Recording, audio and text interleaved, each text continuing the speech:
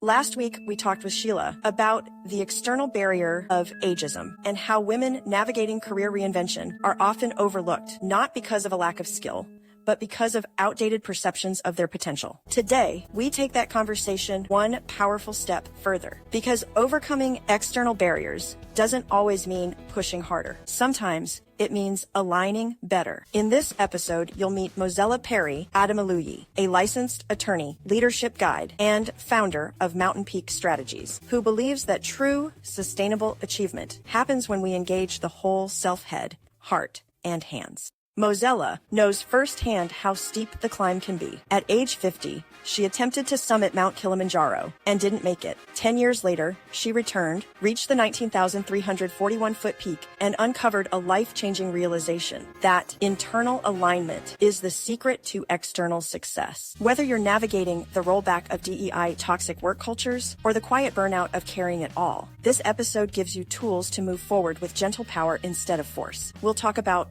how to realign when your ambition turns into exhaustion, why rest isn't just self-care, it's strategic, and how women can support each other without competing for the same limited seat at the table. This episode is part of our Season 2 series on external barriers, and more importantly, how to overcome them. If you've been climbing a mountain that feels more like shifting sand, this one's for you. Let's get started. Alrighty. In today's world, many women in leadership in high achieving roles feel like they're climbing a mountain made of sand, especially with DEI being rolled back rather than stone. Every step forward seems like a slide back, and progress feels exhausting. Meanwhile, those at the top of the mountain who see our climb and has not shared that journey with us might see those climbing the mountain as a threat. Now you've climbed real mountains, mountains of stone. What lessons have you learned from the climb that can help women navigate the consistent shifting challenges of today's professional world? Well, thank you so much, Natalie. It's great to be here with you and your audience. Great question. And it's interesting when you mentioned sand and stone. On Kilimanjaro, there are 5 different climate zones that we had to navigate. I mean, you have the rainforest and it's warm. So we had sand, we had stone, we had it all. And just like life, we do have to navigate various different climates, environments, all kinds of situations which we have today. And so it's almost like the call to be prepared, because there's never one type of challenge or environment that you're going to face. And so the real key, and I know we'll get to this, the real key is really that preparation comes from within. I love that. And so as far as, us being prepared, if we feel like we're losing ground despite all of our efforts, all of our preparation, how can we maintain our momentum and avoid being discouraged? Right. And again, it may sound repetitive, but it really does get back to us. It's that internal environment. That is it's the inner self is the only thing we really can control. And so it's where we always have to go back to, okay, where is my energy now? This is a bad situation. I'm not denying that. We're not denying that. We see that. But how can I respond in the best possible way as opposed to react in a way that perhaps is negative or draining to my energy? And so it is about knowing and seeking out techniques, understanding self, our physiology, the connection and coherence or lack thereof between what we think and what we feel. So all of that, it's just an ongoing just shifting the compass of where we are. Sometimes, if the wind is blowing this way, then we need to navigate just a tiny bit in order to withstand it. If we're about to go outside and we know it's freezing, what do? We put on extra coats, extra layers. And so when we see the tides of whatever, the waves are going against us or what we perceive as being against us, then the best thing is to figure out what's my plan, because we check the weather every day. We go out ready for it. So we need to try and put out that weather vane as well for having some idea of where we are and knowing what kind of help sometimes we need to seek in order to pivot or just to know when we're going to make that next step or how we're going to make it. And I like that. So I do have an accountability group that I hang out with. These are amazing women. And that is one of the things that we constantly talk about is what is the energy around us and how do we raise it? And how do we, embrace that positive energy? And I love what you say about it's checking out what's happening inside of us. And that's constantly what we're talking about. What is happening inside of us? And many women are working harder than ever before, yet they might feel stuck because the real battle isn't just external, it's internal. So my main question is, what are some of the invisible causes that maybe determine whether or not we succeed or stay stagnant that might be in our control? Sure, absolutely. A lot of times, okay, let's just take the cell phone, the common cell phone. We have to go out, and the first thing we want to do is, check our cell phone just to see where the battery is. We see it on yellow or red. What do? Immediately, we plug it in. We keep that precious cell phone charged and recharged and overcharged. And yet, we don't have the same understanding that we manage our own energy by knowing how to renew ourselves, how to recharge. And we don't take an assessment of right now, are my thoughts, my actions, my feelings, are those empowering me, renewing me, or are they depleting me? And if they are depleting, and even if you feel pumped up and renewed, you still want to make sure that if I'm here, in energy, I can go here. And the difference between where I am at a certain level versus a higher level could be a matter of just habits that we establish to increase our energy capacity. Those habits can take 3 or 4 minutes. The higher you start with your battery being charged, that when it dips down a little bit and you can bring it back up, you don't just let it fall down. And some of those habits, I mean, your listeners can go to heartmath.org, a certified trainer of heart math, but they have a wealth of information and techniques that if you would just practice those, they just are in the moment, just like that plug, in the moment ability to recharge your energy. It's a game changer. It really is. And the more you practice it, the more you realize, wow, this really works. It's like building a muscle every day. You pump it up a little bit more. And so your stamina just becomes increased by what you can do. Yeah, and I was talking to a friend last weekend, a person on my accountability group, and she had just done some amazing things. She actually got herself, I think it was like a 42% raise. And the way that she did it is she found an opportunity that was outside of her company, and she had been nurturing this relationship with this gentleman to the point where she got herself a promotion and the 42% raise. It was amazing, but she had been going, and she had just moved to a new city and her batteries were drained. And Yes. she felt like she was super hard on herself. And I was like, man, sister, you just need to go take a nap, Yes. go get a massage. Yes. Brilliant. It was, and she did come out of the weekend much more recharged, and I felt like she needed just a companion to say, be gentle on yourself. Right. And I really applaud you and other women who actually do have small groups of accountability partners, or some people call them mastermind partners. It is so important. Sometimes just that quick phone call or just that one idea, you're like, and it's not that you didn't know it, you just weren't applying it. Yeah. You weren't using what you know, and somebody else can reflect just what you did to her, and it just makes the world of difference. Nap. I take 15 to 30 minutes, no, 30 minutes to an hour every day if I can, and I notice the difference when I don't. Can you share a moment in your own journey where shifting that internal mindset led to a huge external breakthrough? Sure. Well, I'll use the mountain as an example. And this is a long time, it's 10 years. But, when I first went up when I was 50, my mindset, it was so much harder than I thought it was going to be. I knew it was going to be hard, but it was even harder. And so what I was saying to myself every night when we, you know, went tried to go to sleep, is I was telling myself I couldn't do it. That, oh my gosh, are we going to be able to face what tomorrow holds? And my answer was always either I don't know or I don't think so. And so, of course, we didn't make it. We got up to 15,000 feet, but that wasn't where we wanted to go.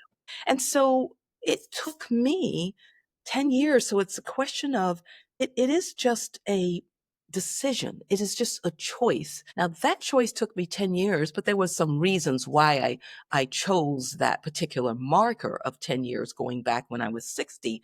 But each moment gives us an opportunity to use one of the techniques, to recite our personal statement, to take a few deep breaths, to take a nap, whatever, and so for me, I just remind myself of that, of what I teach. And so I use these same techniques. Okay, Mozella, slow it down, take a couple of deep breaths, or I recite my personal statement, which I've memorized now. And so I say it to myself and just pause, just stop and reshift. And so whether it's something huge, like, you waited years or you had to, or something just a matter of, wow, I've got another meeting in 30 minutes. I need to really get myself together. And so I just, and then also, Natalie, it helps to have a proactive plan so that I don't know when the different challenges are going to come up through the day, but I know they're coming. And so if I have an ongoing system that every 30 minutes, or if I'm working from home, when I get up, I just take a few minutes to take those deep breaths, do the quick coherence technique so that I've aligned what I'm thinking and where my goals are with what I'm feeling. When I have that kind of coherence and I am using my God-given ability to self-regulate, then chances are good I might shake in my boots a tiny bit, but I'm still moving forward. Yeah. And that was one of the things that I also started to do, which is what I hear you saying is I started thinking about what do I want to feel during this meeting as I lead this meeting or as I participate in this meeting. What do I want to feel? I want Right. to feel confident. I want to feel on fire. I want to feel motivated. I want to feel whatever. And I listed those feelings. I'm like, okay, in order to feel those things, what do I need to do? Yes. Well, I might need to answer a few questions in my own head so I feel confident. I might need to smile. Right. Yes. Yes. And it was a game changer for me. Right. If you don't mind, there's something you said, it just reminded me of several quotes in your book, but unsealing your career. I mean, just brilliant. And it's amazing. We hear the same messages over and over again. And we need to. But sometimes they hit us in a different way. And Yes. I love what you said about your mom. And you said she had a way of daydreaming constructively. And you had realized that your own daydreaming time wasn't as beneficial as hers. And so sometimes it's just a question of us choosing to envision, choosing to see. Like you said, I want to know, I want to be able to infuse um, because that's what we're doing when we're with other people. Our energy is, it's electric, it's magnetic, and people can feel it. Because, ooh, she's not in a good mood today. You can sense it. And so when you intentionally project the kind of energy that you want a meeting, they're going to pick up on it. They're going to feel your excitement. They're going to feel your enthusiasm and your intention to keep everything, not that things don't dip, but it's as a leader, when you hold the kind of energy that you want to see in the world, so to speak, in that meeting or with another person, you have that power. I love it.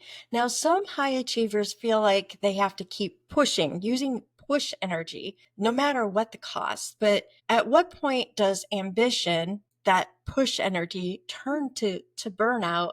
Yes. How do you balance that? Right. Well, again, you just reminded me another book by David Hawkins, the late David Hawkins. He has a book called Power versus Force. And so what you're suggesting is that, what was just described is by force. I'm going to get up this mountain. I'm going to make this work. I'm going to force it to happen. I'm going to, you use a heavy hand. instead of the softer power. Power is very strong. It really is. I mean, people think, oh, force will do it, but really it's the inner power that helps to make those changes. So again, these are all things that we have the capacity to influence. We can't make anybody think or do anything. And one of the things I just want to add when you talk about this making, see, people think that, okay, I can push my idea. I can put this thought and this whatever it is I want to say out there. But if you can't move people in their hearts, if you can't help them shift their emotions, I don't care how much you shout, yell, and scream, it's not going to resonate. They're still not going to step out with the right movement or the best movement. Let's just put it that way. Yeah. So just the choice of how can I infuse energy and power into this situation rather than force and in a more negatively, it would be negatively received. People will push back. She's who she thinks she is, that kind Yeah, I could see it. And one of the quotes that I like to say to another friend of mine is that, when you take a look at the Grand Canyon, it wasn't made from a hammer, it was made from flowing water. And Right. so it's important that force versus the, push versus flow Yes. is evident there. Yes, a gentle power.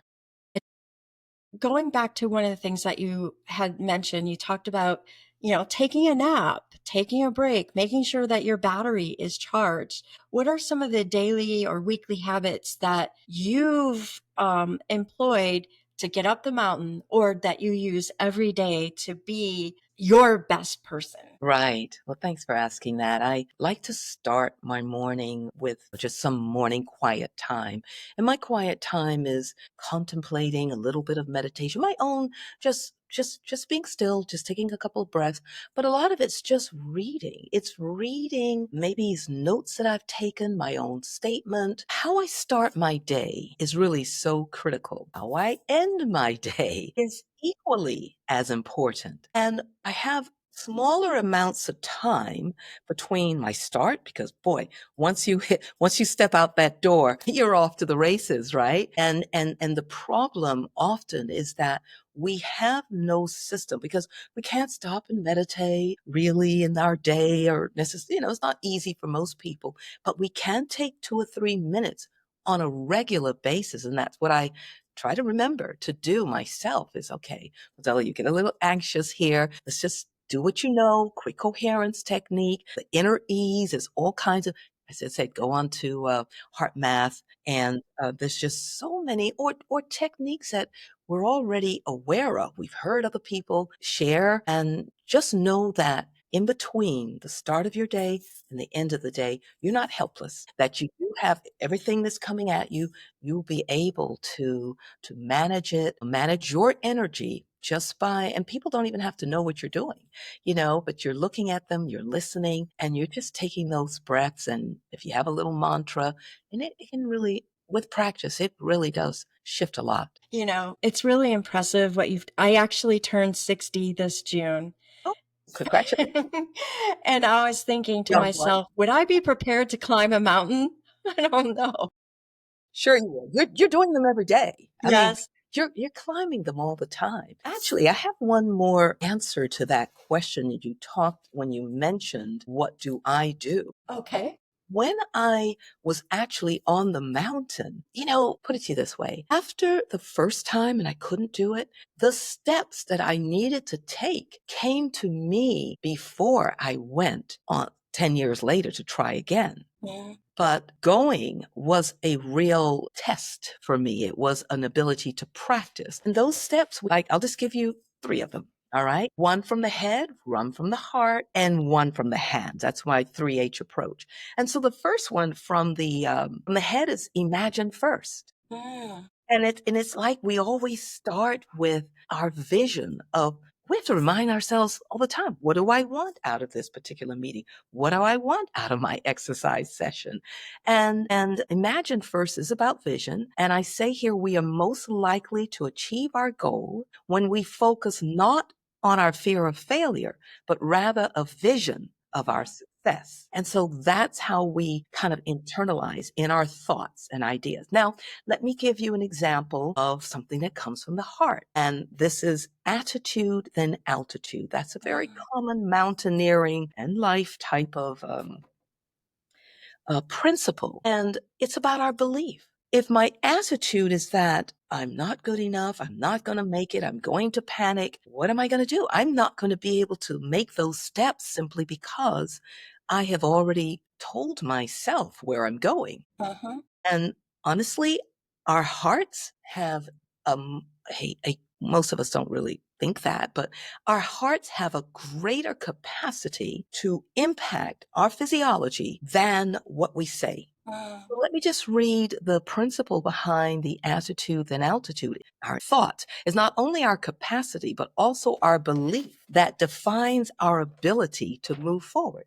So we've got to have the head together, we've got to have the heart. And then when it comes down to the hands, the movement, realigning with the steps. So there are times when we're headed in this particular direction on a mountain, on a plane, on a project, and we realize that, oh, we've lost some momentum here. And so we need to make a shift. And in the principle of realign with the steps says that the more daunting a task, the more we benefit from realigning ourselves to it. And so sometimes we have to feel, okay, I know where I'm going, but I've kind of lost my inner inspirations.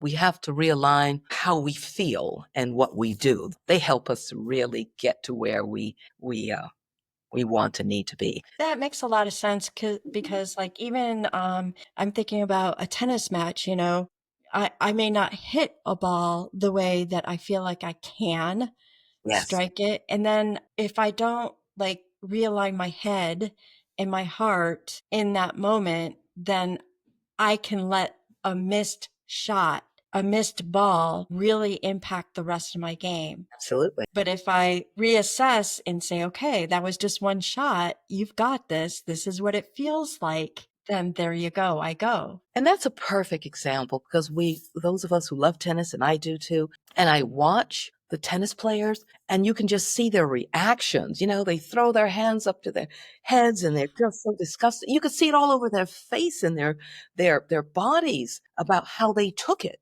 But then you also see them make that readjustment where they're talking to themselves. At least they don't always, but for those who are just clear, they just do some kind of movement or they wake themselves back up just in that quick moment so that next shot is like, I'm going to get you back for that, and they just wallop that ball back.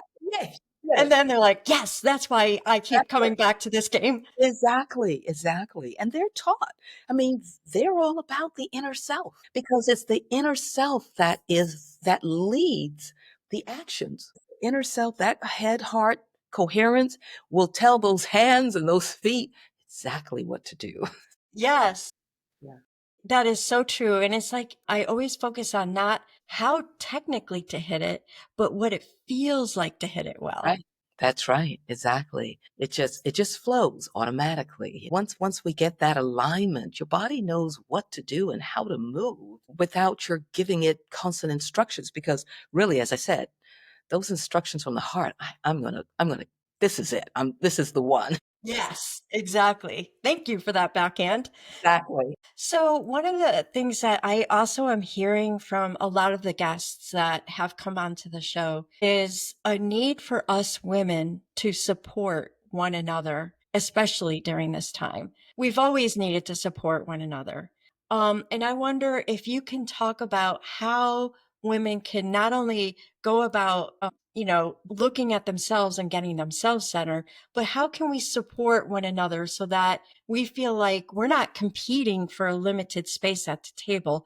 What we're doing is we're bringing women to the table. Right, absolutely. And it is about that sense of abundance. But what can we do? And it is an intentional do. Staying behind your computer, staying at home, especially for those of us who have home offices, it's getting out to where we know we can find like-minded, like-hearted women. And whether it's an association, a membership, and I do retreats and workshops, and I love to watch, and this is without me. The women connect and they create, I mean, we do have a mastermind type group, but individually, where there's two of them or three of them, they come together and they connect with each other and say, well, look, I need some help. Could you just read over these couple of pages for me and get back with me as soon as you can? We need to reach out for help. Nobody climbs any mountain. Nobody accomplishes any project, any success, usually without the help of somebody else. And I have a term that I use in my work, and it says it takes a team to climb a mountain. And whatever your mountain is, because I'm kind of more an introvert, to be frank. And so I do have to push myself to go to this meeting, to get online and listen in and participate, because there's always somebody that we're going to align ourselves with. Or we're in a meeting together and we decide, you know what, let's have lunch together and talk about a few things. So it is a proactive move on our part to go out and seek the team we need to get up the mountain. It might be one person, two people, might be somebody you meet at the gym, but go do that and look for ways. And every time you think of something, especially if you're going to a networking event, which intimidates so many of us, I think it's about deciding that if I just get one or two people that I really resonate with her energy, her story, what she does, then set up doesn't have to be going out to lunch. Set up a Zoom date. Yeah, The kinds of things that propel us forward. I like that. Natalie, there's something else that it reminds me of a very popular African proverb. And it says, if you want to go fast, go alone. If you want to go far, go together. I And so like you it. have to make a determination. I want to get this quickly. Well, sometimes you do. But ultimately, if you have a longer range plan and desire and a goal that you know is going to take time, discuss what you're doing. Your accountability group, that's just the perfect example Yes. of what to do. And it's amazing how it's almost like I don't remember a time not being with them. Yes. It's so amazing. So you have done so much, and climbing the mountain it's a journey, and it's one peak after another.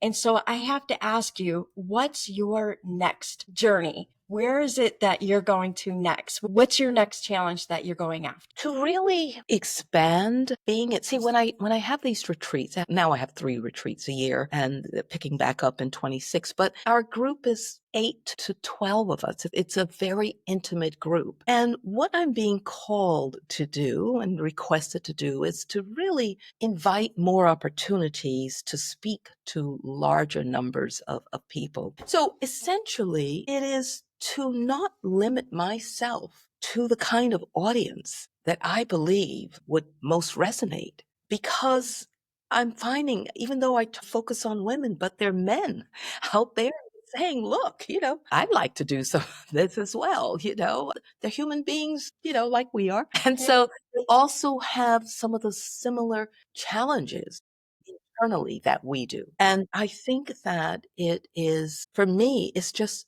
growing, expanding my capacity. Every time we either decide to expand, grow bigger, however you want to say it, choose another goal, climb another mountain, we need to have a map.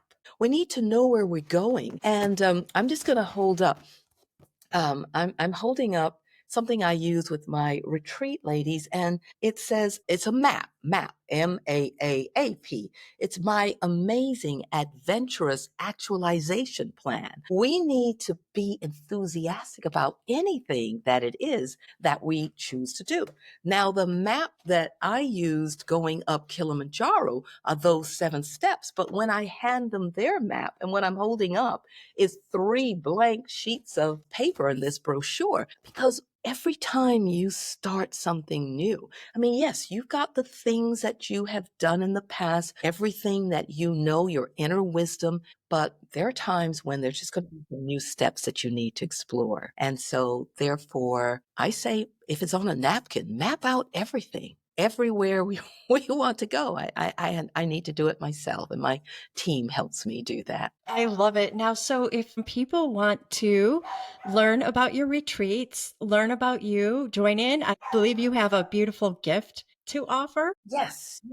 Actually, I have two gifts, okay? All right. So the first one is, it's called the Mountaineer's Pocket Guide. And essentially the 7 steps, I only mentioned 3 of them to you, but they can go to mountainpeakstrategies.com and they can just enter their email. Essentially, I walk them through each one of the steps and questions that they can ask themselves. It really is something that they can just know where they are. What do I need? Is it my attitude? Let me go look at that.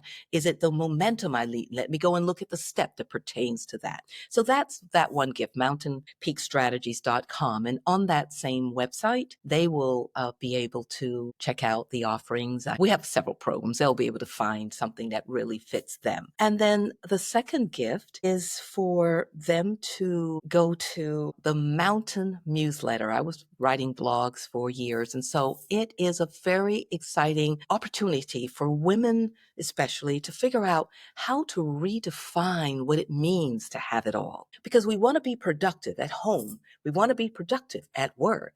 We want to prosper inside. We want to prosper financially and etc. Our health, everything, all of that is about prosperity. And we want to play. And playing is an opportunity to fuel both what you do at work and how you are at home. And so we have a weekly newsletter, again, called Mountain Newsletter. And if you look in the chat, you will be able to see the link to that. And we would like to offer your audience a 1-month upgrade to the premium, because we have this, the one you can have for free and you can always just join that. But we're going to give them a test, let them just see what it is like. And if they'd like to join, and then they can actually upgrade to the premium, but at least they get to try it out and for a full month. So I hope that each one of you will take advantage of this and enjoy it, because again, there is a way, there is a method, and that guides us and leads us from where we are